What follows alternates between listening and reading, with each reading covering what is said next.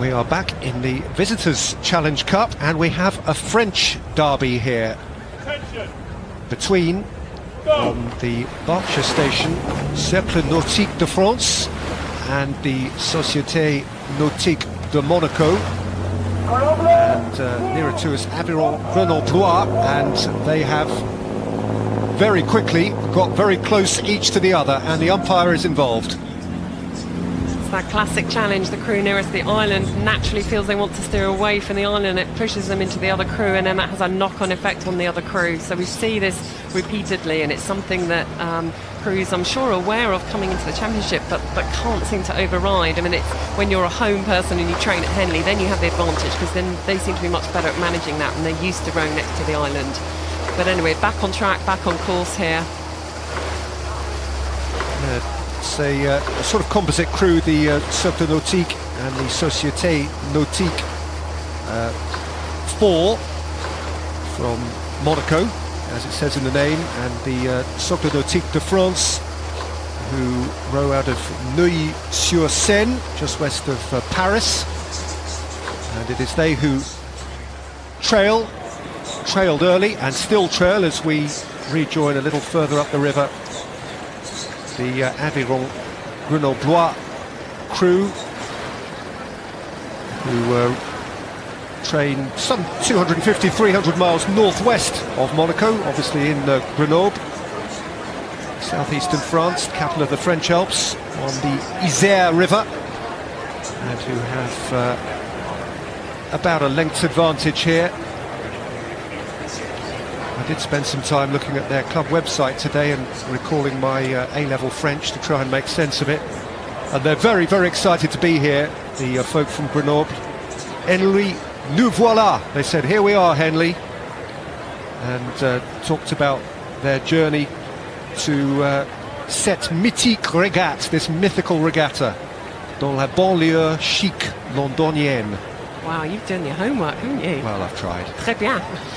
The stroke man, in fact, François Marty, has been rowing for 20 years, and he says he's watched twice, he's been over twice, and is super excited to actually be here competing. And he's a former lightweight international.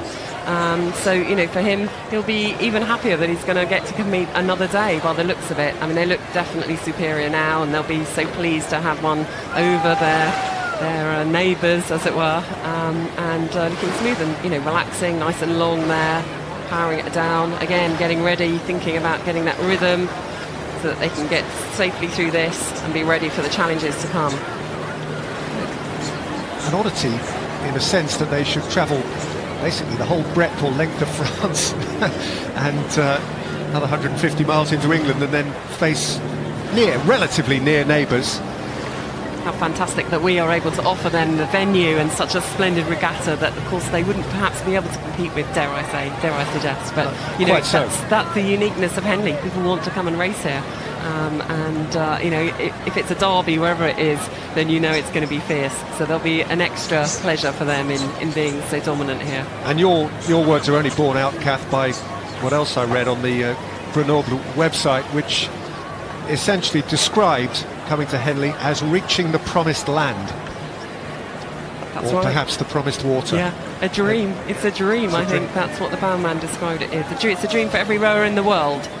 So, you know, this means a lot to them, and they'll have had this as a focus. Who knows how many, you know, years they may have planned actually a trip to come over and wait for a particular kind of strength of crew and strength of squad. I feel this is the year we can come and actually make some progress.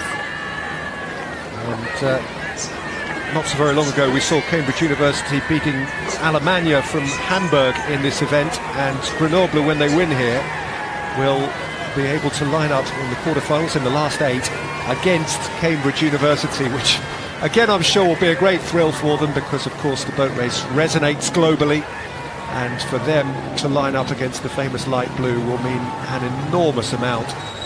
Cambridge University, I must say, looked awesome against their opponents today, so that is going to be a whole new kettle of fish for Aviron Grenoblois, but it'll be something that they really embrace, really relish.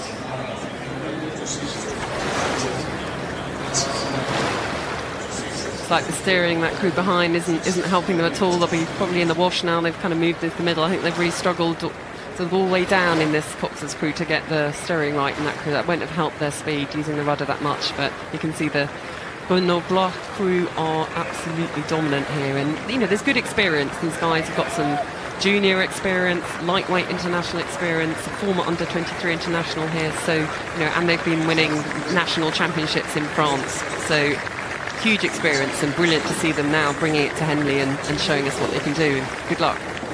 Grenoblois steered by their strokeman Francois Marty.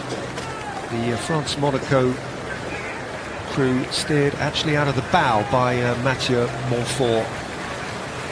All of which is now academic, because as they have been from the start, Aviron Grenoblois are leading the way over the finish line, and it is the crew from Grenoble which goes forward in the Visitors' Challenge Cup.